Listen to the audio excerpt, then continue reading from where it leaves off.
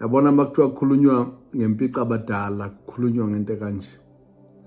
Namhlanje uVusi Shongwe we-MK Party uvele kwiMadlanga Commission. And into avela ngayo uvela ngegama elithi uMalema wablocka i-interview between uKhan kanye ne-ad hoc committee, because leya committee yayidalelwe ukuthi izodila nezinsolo ezeza noGeneral Mkhwanazi ukuthi there's ubudlelwano obu-wrong between ama-politician namaphoyisa, there's ubudlelwano obu-wrong between ama-businessmen kanye namaphoyisa. So kule side lama-businessmen sesiyazi ukuthi sikhuluma ngoKhethi Matlala nabanye, but kwi-side lama-politician so far besabone umuntu ogqame kakhulu bekuwumchunu, but abanye bebengakaveli. But if uyakhumbula uqala kwakho uGeneral Mkhwanazi ukuvela nezinsolo, baningi abantu abam-opposa, and ngokuhamba kwesikhathi sonke siyazibonela ukuthi bonke abantu akade belwa naye uGeneral Mkhwanazi namhlanje bayavela one by one. Okwamanje kusezinsolo, but akukho la khona ukuthi kungashunqa intuthu kanti akunalutho. Usuku khona umlilo ovuthayo ukuthi uvutha uzophelelaphi into esingayazi.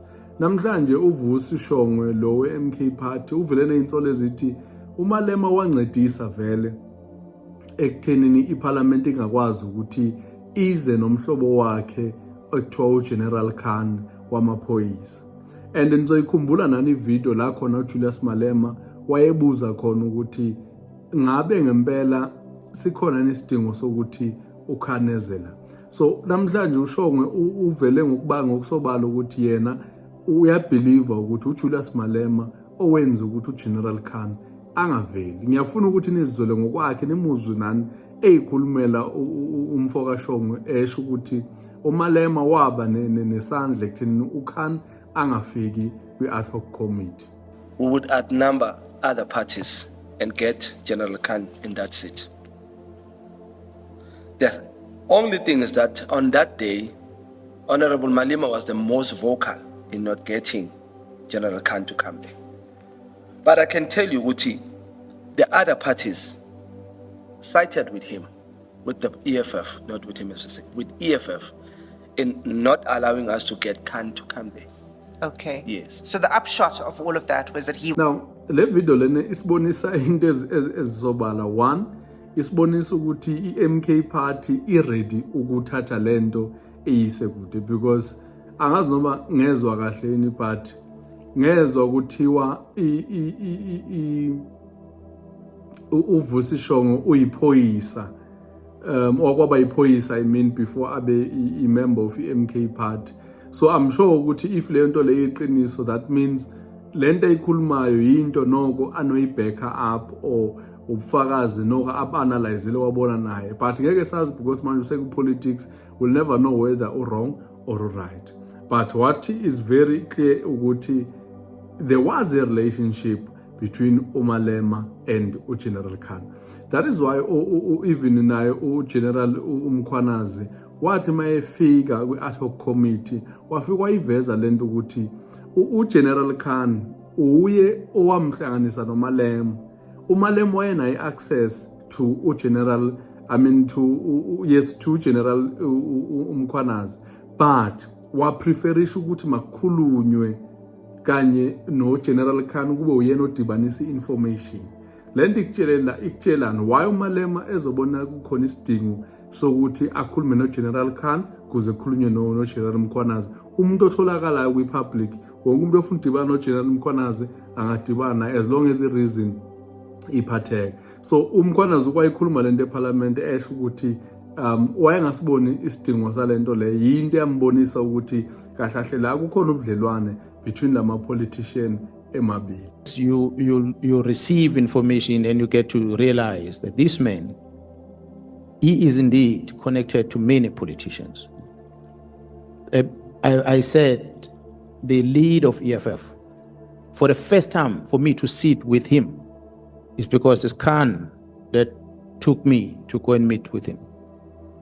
Now, yini le engaka enza uMalema eprotecte uKhan kangaka? And according to reports so far, the reason engizitholile ziwu-4 so far. One, le relationship intense ukuthi ixoxise kangaka is that uGeneral Khan kuthiwa ngesikhathi kutholakala amafoni akhe, amaphoyisa abe sayabheka efonini yakhe nebathola ukuthi uGeneral Khan wakhipha igama encedisa uMalema, wakhipha igama lokuthi ngubani lo owaniceba emaphoyiseni or lo owavula icase le ndaba ye-VBS. Nizokhumbula le bhenki ekwadliwa imali kulo. So kusho ukuthi uMalema wayefuna ukwazi ukuthi ngubani osuse yonke lo dweshu from eqaleni. So uGeneral Khan ngenxa ukuthi usebenza namaphoyisa, ulwazi oluningi lukhona kuye, walikhipha igama. Remember, yinsolo leza kuyona into ephathekayo izoziprove uma isisekhota. Asikwazi thina ezabantu abaku-social media sikhuluma ngathi sinobufakazi balento le, but yinsolo ezibekiwe kuMadlanga Commission, yinsolo ezisekhotha ukuthi uGeneral Khan wanika uMalema information about umuntu wayevula icase against yena kanye no, I think no Floyd Shibam. Number 2, uMalema wafumana information, I'm sure abantu abaningi bazibona ke lezi screenshot, wathola information from uGeneral Khan ebatshela ukuthi nazi questions ekumele bezibuze uma bekhuluma no inspector uGeneral Isaac Dintwe. uGeneral Isaac Dintwe, I'm not sure abantu bayamazi, but uGeneral ungumuntu, umsebenzi wakhe ngathini umuntu ogada, if niyakhumbula la South Africa kunama spies la South Africa, kune secret service njengase America, kunabantu ongeke wazi nokuthi bangamaphoyisa but bangamaphoyisa because umsebenzi wabo ukuba yipayi. So yena ke uGeneral uInspector General uIsaac Dintwe, umsebenzi wakhe kwakukuthi enze sure ukuthi ama spies or intelligence ase South Africa isebenza within the law, because kunzima ukuthi ungababona basebenza ngokomthetho okanjani. Mhlambe ngenze ukuthi izispies zakunika inkinga wena as South African zoba reporta kuphi. So abantu abanjengo General Isaac Dintwe abantu abanceda lapho ukuthi if une complaint towards intelligence ase South Africa uyakwazi ukufika kubo o report. So because of lezo zinto lezo kushuthi uGeneral Khan wa prepare information so that ku-embarrasswe uGeneral Isaac Dintwe engesikhathi separliament. That's why uma ubheka leza screenshot bayabuza uMalema pha ukuthi sifike sithini yonke le nto leyana. And so ezinye zezinsolo zokuthi there was interference between uMalema kanye namaphoyisa or amaphoyisa and Nelo. And again, kuthiwa ke izinsolo ezinkulu kakhulu is that uMalema wabese in return uprotector uKhan from ekutheni angabizwe eParliament, wamprotector futhi ukuthi angabizwa na kule committee le ka research. So zonke lezinto zilidishela ekuthenini la kuyabonakala ukuthi baya protectana labantu, i relationship yabo is not just ukuthi bangama friends but kuyabonakala ukuthi indlula ngale. Now umbuzo kumele sibuze wona ukuthi kupossible na ukuthi ningaba ngama friends ningancedani. Iyeke ukuthi ningamaphoyisa omunye upolitician, but the fact that ningama friends ningayenza nina leyo nto leyo ukuthi nifike la khona ningancedani khona. Mina ke personal I feel like ukuthi it's impossible ukuthi ngenza ka leyo nto leyo, because if ningama friends nizayihlalela nishala ipercent lenu nidakwe mase nidakweni nikhuluma indaba athi ngamelanga nezikhuluma.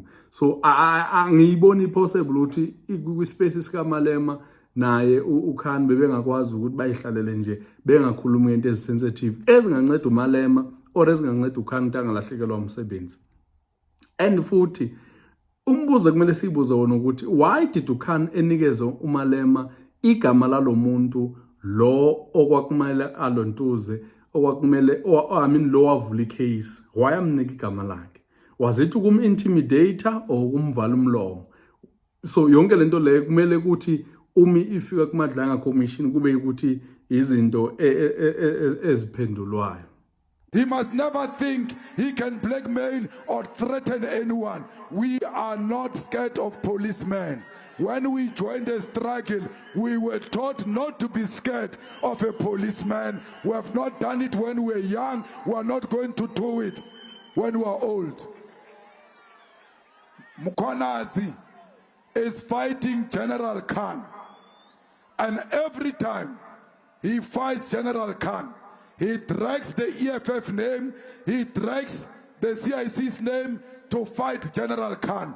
Let him fight Khan if they've got their own issues, and leave the EFF out of their nonsense, because EFF is not part of any nonsense they are fighting about in the police.